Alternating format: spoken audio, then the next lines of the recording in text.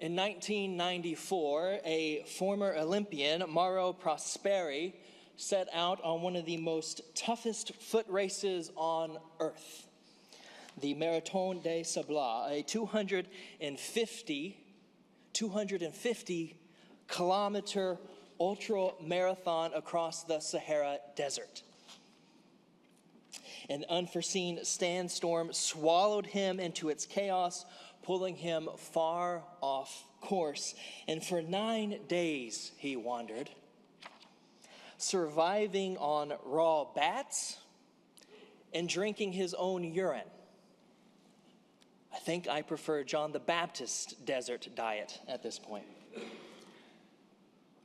A 2023 article in The Guardian captured Prosperi's story, revealing what the wilderness taught him about being human.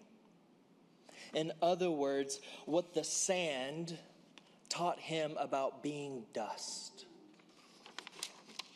He described the disorienting storms of shifting dunes, changing the landscape before his eyes, every point of reference changing, blown away. Prosperi would say the small dunes, unlike the large ones, tend to walk around.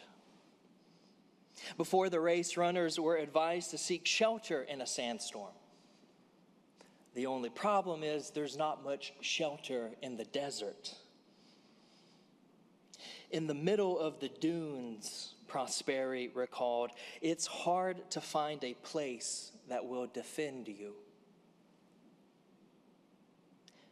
That is the nature of wilderness. Shifting sands disorient us, storms strip us of our self-defenses.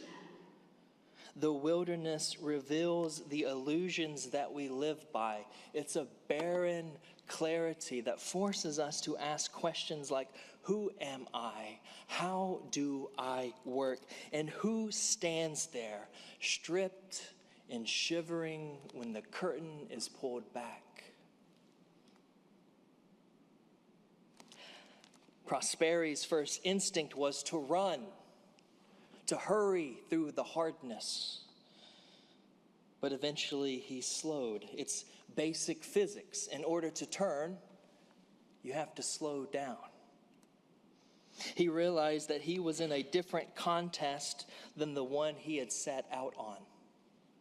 No plotted route, no clear finish line, and adversaries he was only beginning to recognize. For 9 days, he was lost, but he wouldn't know it until the 9th day. What does lost feel like?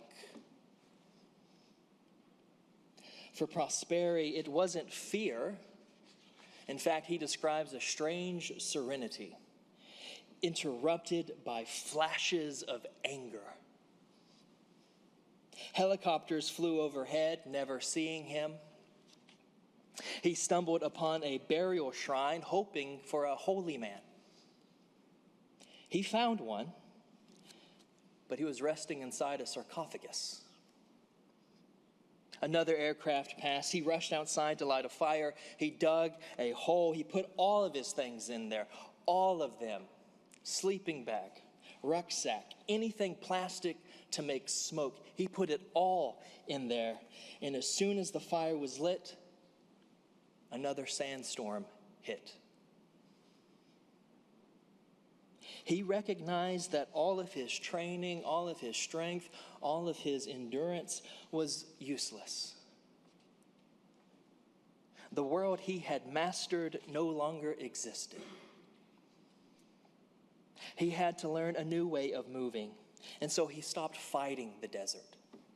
He began listening to it, letting the wilderness teach him how to move among the dunes, letting the sand teach him he was dust.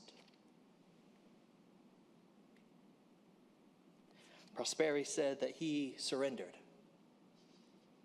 not in the sense of giving up, but in the sense of giving over,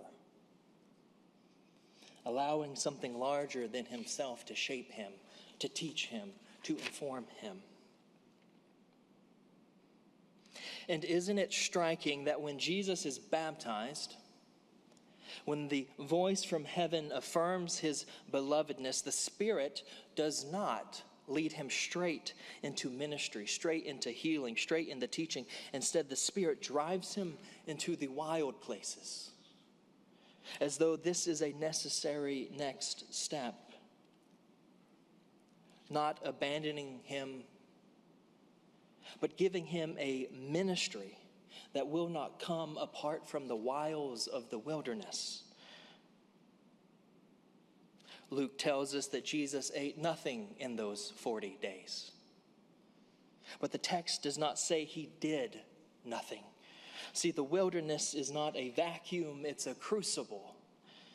It's where one learns what sustains and what does not, where Jesus came face to face with what it meant to be human, to live within limits.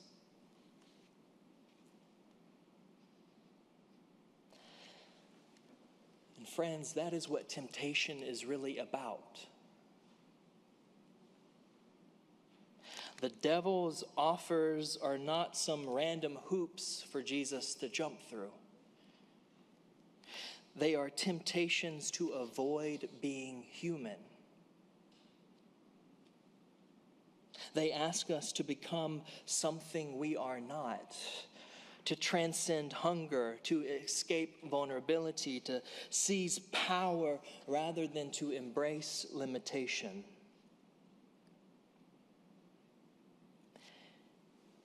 In the end, this is the greatest temptation, not only for Jesus, but for us. The temptation to be anything but human. To believe control will keep us safe. To assume suffering is to be avoided at all cost.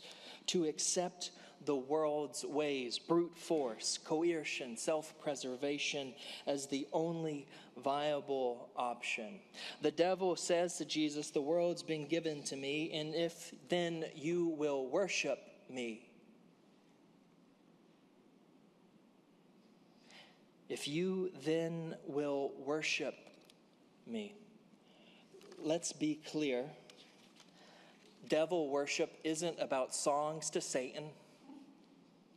And it's not about shrines in your basement.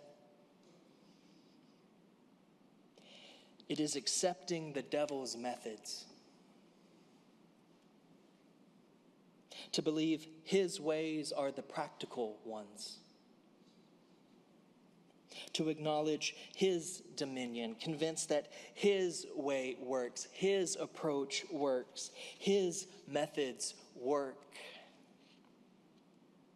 That survival demands control and power and self-sufficiency. Devil worship is rarely about shrines and usually about trying to escape vulnerability and death and finitude, to escape being human.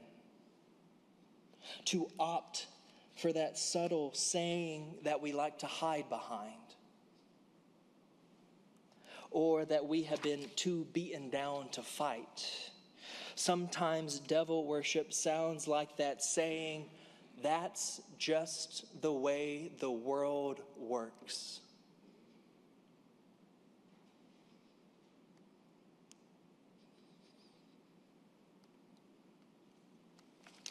Asked if he feared death in the desert, Prosperi responded, I don't fear death. It is suffering that makes you scared. If you don't suffer, you don't feel fear. I lived with death, arm in arm next to me every day. Death became a friend of mine. It was close to me, was with me always, every day. It gave me the force, the strength to not succumb.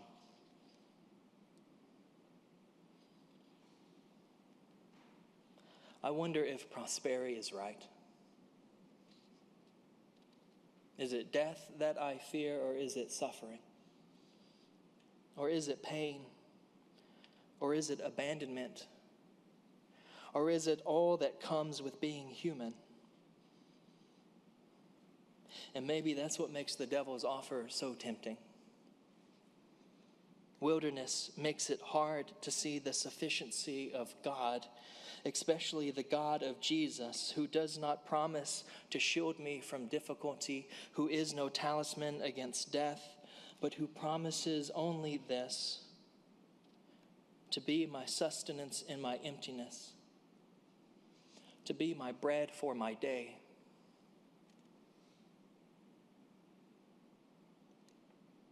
Lent is not about becoming superhuman. It's about becoming fully human, about learning to live in trust.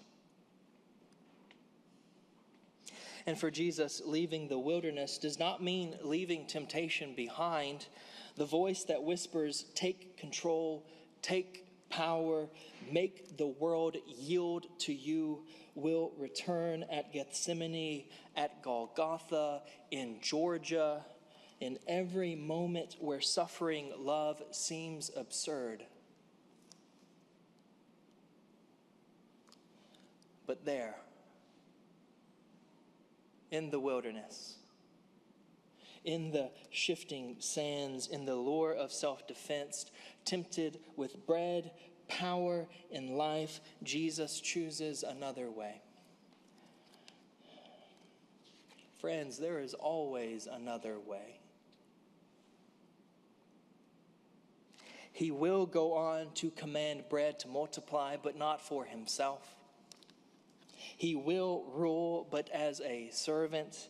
And when given the chance to save himself, he will refuse. Because the way of Christ is not escape, it is embrace.